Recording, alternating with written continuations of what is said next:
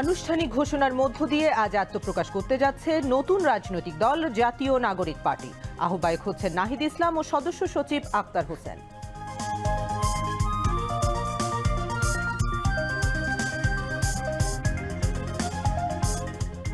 আজ শেষ হচ্ছে মাসব্যাপী অমর ২১শে বইমেলা। শেষ সময়ে মেলা প্রাঙ্গণে বইপ্রেমীদের ভিড়।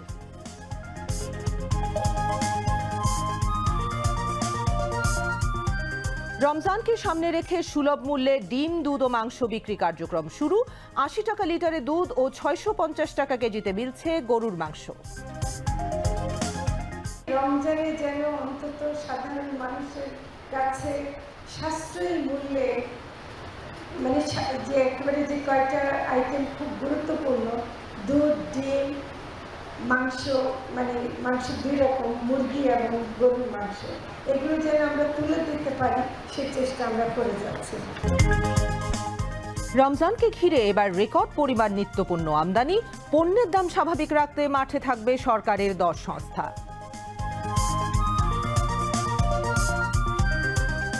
আদার দামও কম আছে, রসুনের দামও কম আছে, পেঁয়াজের দামও কম আছে, খালি তেলটাই সমস্যা। একজন ডিলার আছে, ডিলারের বললে ভাই তেল দেন, কম করছে তেল নাই। দেখা যাচ্ছে যদি আমার বৃষ্টি যদি নতুন গেলে বয় তখন এমনি দাম কমে দেবে অলরেডি। প্রথম রোজ আমরা যদি গভর্নমেন্ট আমাকে রেট দেয় তো রেট হিসাবে আমাকে বেশ বিক্রি করতে হবে। এখন আমরা আগের দামে 750 টাকা বিক্রি করতেছি। খাসি বিক্রি দিতেছে 1200 টাকা, ছাগল বিক্রি দিতেছে 1100। কমবো, বাড়বো না। কাজু বাদাম দাম বেশি বাড়ছে, কাঠবাদাম দাম বাড়ছে বেশি, আর এলাচি দাম সবচেয়ে বেশি হাই। 4 মাসের লেগে বাড়েনি, বাড়ছে 1 মাস আগের থেকে। 1 মাস আগের থেকে সব মাস অন মনে করেন বাড়ছে। এলাচির দাম বেশি, আর আপনার ভুসির দাম একটু কমছে, আর কিশমিশের দাম একটু বাড়ছে। কাজু বাদাম, কাঠবাদাম একটু আকার ছোঁয়া।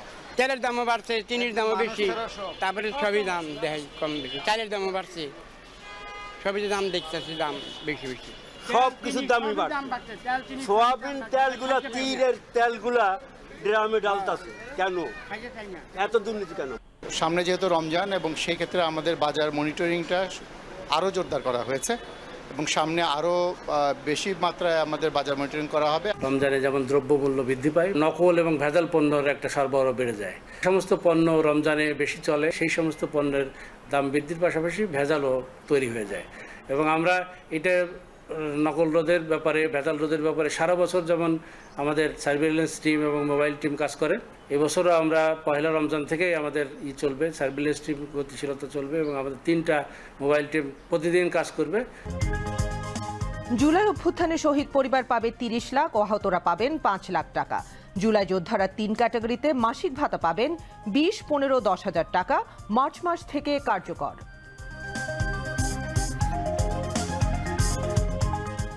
সেটা করার জন্য আপনারা জানেন গত 6টা মাস অক্লান্ত পরিশ্রমে এই ইন্টারিম গভর্নমেন্ট প্রত্যেকে যারা যারা আহত হয়েছেন, যারা যারা শহীদ হয়েছেন, তাদের সবার আমরা ডকুমেন্টেশন করেছি একটা পুঙ্খানুপুঙ্খভাবে। শহীদ যারা হয়েছেন তাদেরকে আপনারা জানেন বেশ কিছু মাস, কয়েক মাস আগে আমরা জানিয়েছিলাম যে তারা 30 লক্ষ টাকা করে পাবেন তাদের ফ্যামিলি। হ্যাঁ, তো সেই এককালীন, এবং এটার জন্য এই বছর যে অর্থ বছর, যে অর্থ বছরটা যেটা শেষ হবে জুনের 30 তারিখে, সেই অর্থ বছরে সঞ্চয়পত্রের মাধ্যমে তারা 10 লাখ টাকা পাবেন।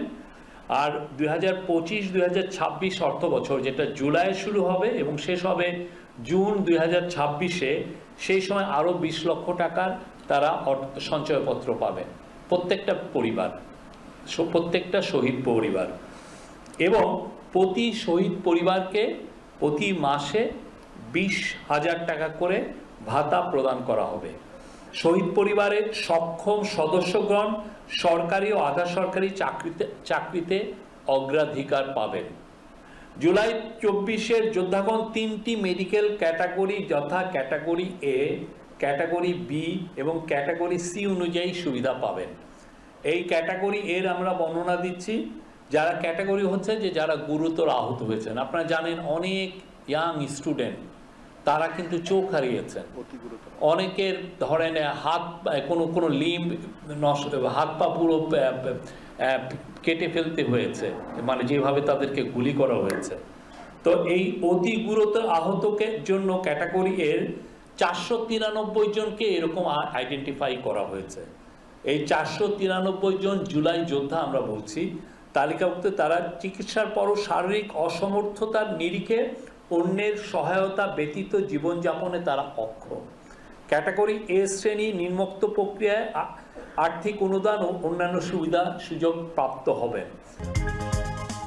প্রধান উপদেষ্টার সঙ্গে জাতিসংঘের শরণার্থী বিষয়ক হাই কমিশনার ফিলিপ্পো গ্র্যান্ডির সাক্ষাৎ।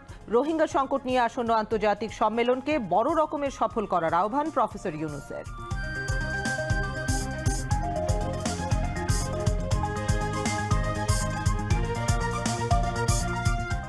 প্রথম কর্মদিবসে গতকাল মন্ত্রণালয়ের কর্মকর্তাদের সাথে মতবিনিময়। নতুন তথ্য সম্প্রচার উপদেষ্টা মাহফুজ আলমের দায়িত্ব পালনে চাইলেন সকলের সহযোগিতা।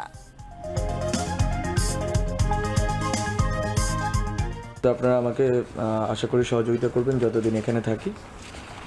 আর এখানে যে কাজগুলো করা সম্ভব হয় না, অথবা যে কাজগুলো হয়তো আপনারা যেহেতু এই প্রতিষ্ঠানের সাথে আছেন অনেক দিন ধরে, হয়তো বা প্রতিষ্ঠান কেউ কেউ হয়তো 3-4 মাস চালাইছেন, হয়তো আপনারা চাইলে বলতে পারেন যে আসলে কী ধরনের নতুন সংযোজন বা নতুন কাজ করার সুযোগ আছে। তো এটা হচ্ছে আমার দিক থেকে কথা যে আপনাদের সম্পূর্ণ সহযোগিতাটা লাগবে আমার।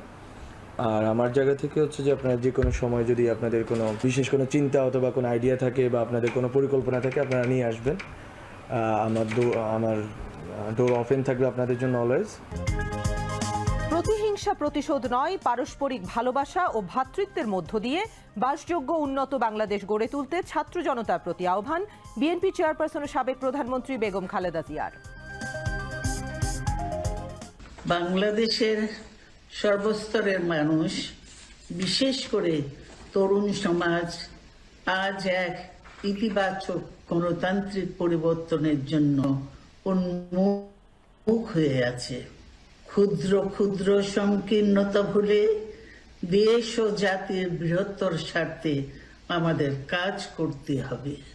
এখনো ফ্যাসিস্টদের দোসররা এবং বাংলাদেশের শত্রুরা গণ অভ্যুত্থানের মাধ্যমে প্রাপ্ত অর্জনকে নস্যাৎ করার জন্য গভীর চক্রান্তে লিপ্ত রয়েছে।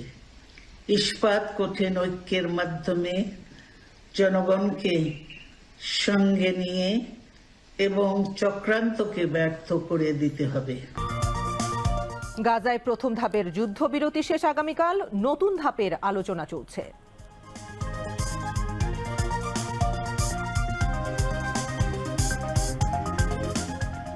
যুক্তরাষ্ট্র যুক্তরাজ্যের বৈঠকে ইউক্রেন ইস্যুতে পুতিনের উপর আস্থার কথা শোনালেন ট্রাম্প। ইউক্রেনের নিরাপত্তার নিশ্চয়তা চান স্টারমার। এবং চ্যাম্পিয়ন্স ট্রফির ম্যাচে আজ আফগানিস্তানের মুখোমুখি হবে অস্ট্রেলিয়া।